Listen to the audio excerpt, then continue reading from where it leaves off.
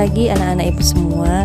Kembali lagi bersama Ibu Lea Kristiana Brugiting SPD dalam pembelajaran bahasa Indonesia. Hari ini kita akan mencari mengenai teks eksplanasi. Jadi perhatikan video ini dengan baik ya.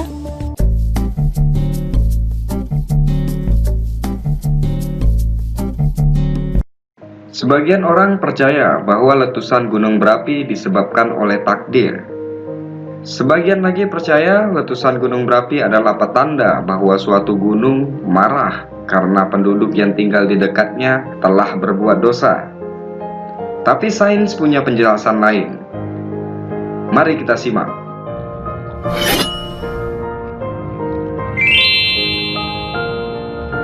Gunung api adalah saluran yang membawa batuan panas cair yang ada di bawah tanah yang disebut dengan magma. Saluran tersebut membawa magma keluar dari kerak bumi ke permukaan bumi. Saluran ini memiliki bentuk seperti kerucut, perisai, atau kaldera. Di bawah gunung berapi ada kamar magma, sebuah waduk besar yang berisi batuan cair. Gerakan magma yang meningkat di dalam gunung berapi lah yang menyebabkan terjadinya letusan. Gerakan ini dipicu oleh berbagai proses yang terjadi di bawah ruang magma, di dalam ruang magma, dan di atas ruang magma.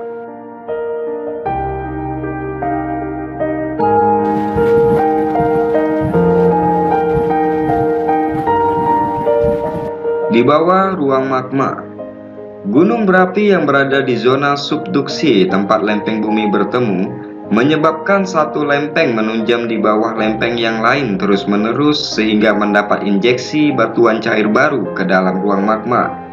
Di bawah ruang magma itu, panas inti bumi mencairkan sebagian batuan yang ada menjadi magma baru. Batu cair segar ini akhirnya masuk ke dalam ruang magma. Saat ruang itu yang sudah terisi dengan volume tertentu tidak dapat menampung magma baru. Kelebihannya akan dikeluarkan melalui letusan. Periode waktu antara letusan bergantung pada beberapa cepat batu meleleh yang dipengaruhi oleh kecepatan lempeng menunjam. Bumi memiliki beberapa zona subduksi dan lempeng subduksi umumnya bergerak dengan kecepatan konstan hingga 10 cm per tahun.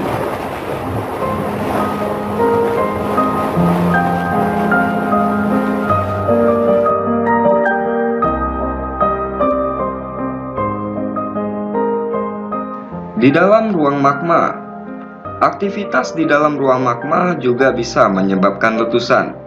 Di dalam ruang itu, magma mengkristal karena suhu menurun.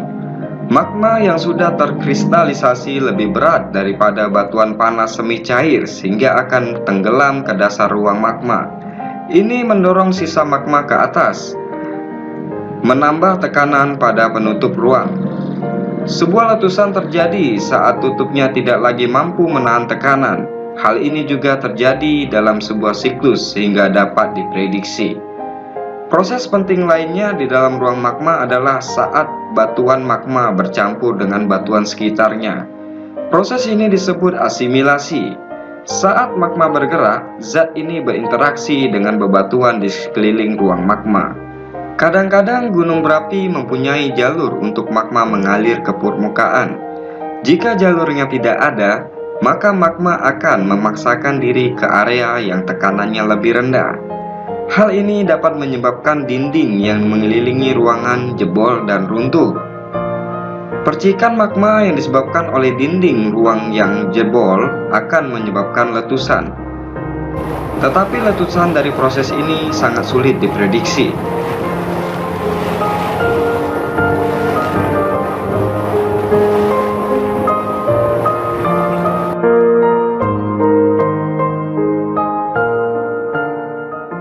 Di atas ruang magma, letusan juga bisa terjadi karena berkurangnya tekanan di atas ruang magma. Hal ini bisa disebabkan oleh berbagai hal, seperti penurunan kerapatan bebatuan di atas ruang magma atau mencairnya es di puncak sebuah gunung berapi. Sebuah topan yang melewati gunung berapi dalam kondisi kritis dapat memperhebat kekuatan letusan juga. Batu yang menutupi ruang magma dapat secara perlahan melunak karena adanya perubahan komposisi mineral. Penurunan kerapatan batuan penutup pada akhirnya membuat mereka tidak dapat menahan tekanan dari magma. Apa yang menyebabkan perubahan mineralogi ini?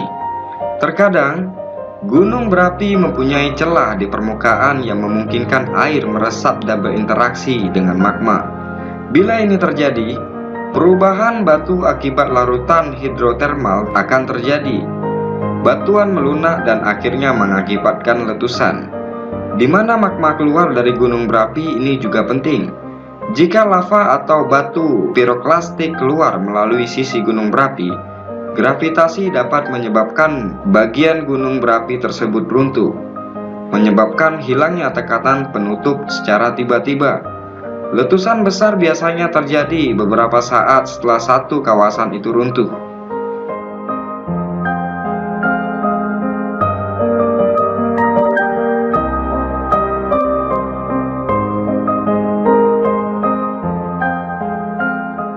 Berikut tadi sedikit informasi tentang mengapa dan bagaimana gunung api bisa meletus. Jika kalian suka video ini, silakan like, comment, and subscribe channel ini. Semoga informasi ini bermanfaat. Makin banyak tahu, makin tambah ilmu.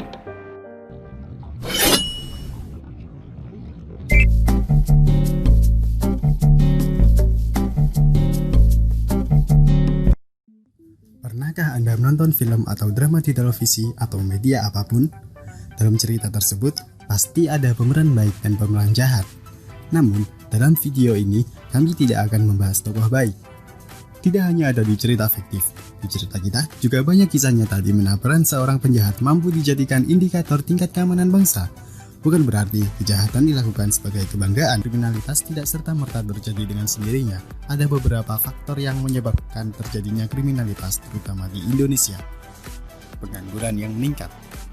Orang pasti membutuhkan pekerjaan untuk memenuhi kehidupannya.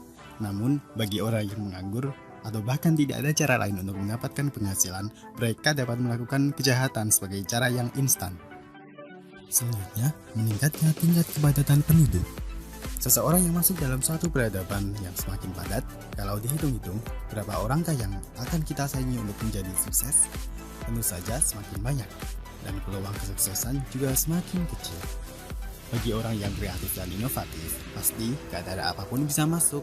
Namun, jika tidak, orang-orang akan mengambil cara instan, yaitu kriminalitas. Selanjutnya, negara hukum yang masih tebang pilih.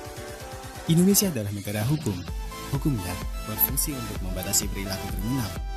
Namun, jika kriminal sudah terjadi dan sedang mengalami proses pengadilan, tidak semua aksi tersebut terkena sanksi sesuai ganjarannya.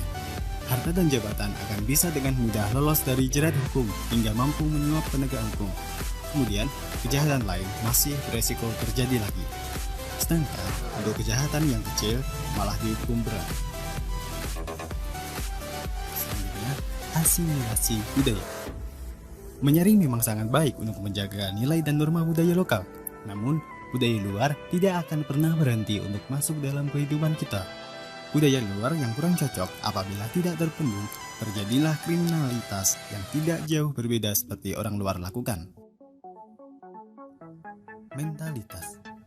Satu lagi penyebab kriminalitas adalah mental yang tidak stabil. Misalnya, mudah percaya dengan hoax yang faktanya tidak dapat dibuktikan, hingga tindakan provokasi yang mengakibatkan orang tak berdosa melakukan kejahatan seperti main hakim sendiri. Bagaimanakah kriminalitas di Indonesia beberapa tahun terakhir? Berikut adalah angka kejahatan di Indonesia atau crime rate, di mana angka tersebut membandingkan jumlah orang yang melakukan kejahatan dengan jumlah penduduk di Indonesia. Pada tahun 2017, secara nasional, angka kriminalitasnya adalah 129. Artinya, setiap 129 orang dari 100.000 penduduk di Indonesia terkena tindak kejahatan dalam 1 tahun. Bagaimanakah dengan tahun-tahun sebelumnya? Ternyata, selama 1 dekade, angka kejahatannya menurun secara fluktuatif. Data-data tersebut berasal dari 3 sumber. Pertama adalah catatan kriminalitas dari Markas Besar Kepolisian Republik Indonesia. Kedua, data korban kejahatan dari Survei Sosial Ekonomi Nasional. Terakhir, data potensi desa yang pernah terjadi tindak kejahatan dan konflik massal dari setiap desa atau kelurahan. Berikut adalah data dari Biro Pengendalian Operasi dari Mabes Polri. Kejahatan terbagi menjadi beberapa kategori. Pertama adalah kejahatan terhadap nyawa. Kedua, kejahatan terhadap fisik atau badan seperti penganiayaan ringan, penganiayaan berat, serta kekerasan dalam rumah tangga. Ketiga, kejahatan terhadap kesusilaan. Keempat, kejahatan terhadap kemerdekaan orang seperti memperkerjakan anak di bawah umur, serta penculikan. Kelima, kejahatan terhadap hak milik atau barang dengan penggunaan kekerasan seperti pencurian dengan kekerasan, pencurian dengan menggunakan senjata tajam, pencurian dengan kekerasan menggunakan senjata api. Dan kejahatan terhadap ketertiban umum. Kriminalitas bisa diatasi. Dengan logika yang sederhana, cukup dengan menegasikan semua penyebab kriminalitas. Semua orang pasti ingin memiliki kehidupan yang aman dan nyaman. Agar itu bisa terwujud, perlu adanya partisipasi dari segala pihak. Banyak cara yang dilakukan oleh instrumen masyarakat dari ranah desa maupun kelurahan dalam menjaga keamanan daerahnya. Menurut data potensi desa, dari tahun ke tahun selalu mengalami peningkatan. Misalnya, setiap RT memberlakukan wajib lapor 24 jam sekali. Kedua, menambah jumlah anggota Hansip. Yang terakhir adalah pembangunan pos kamling di setiap daerah rawan kejahatan. Dari upaya di atas, pada tahun 2017, persentase rumah tangga yang merasa aman berjalan sendirian di area tempat tinggalnya secara nasional sekitar 53,32%. Dengan kata lain, hampir separuh masyarakat masih khawatir ketika berjalan sendirian di area tempat tinggalnya.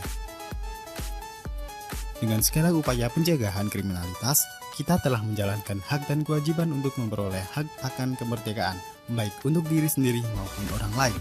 Jadi, kita memberikan rasa aman yang amat berarti bagi setiap orang. Baiklah, kamu pasti sudah memperhatikan video pertama dan video kedua. Kedua video tersebut merupakan contoh fenomena-fenomena. Video pertama merupakan fenomena alam, yaitu proses terjadinya letusan gunung berapi. Sedangkan video kedua merupakan fenomena sosial, yaitu kriminal, yang berisi penyebab dan akibat dari kriminal. Jadi, melalui fenomena-fenomena tersebut, kamu dapat menuliskan teks paragraf eksplanasi. Namun, sebelum itu, mari terlebih dahulu kita mengetahui bagaimana cara menulis paragraf yang baik. Jadi, perhatikan kembali video ini dengan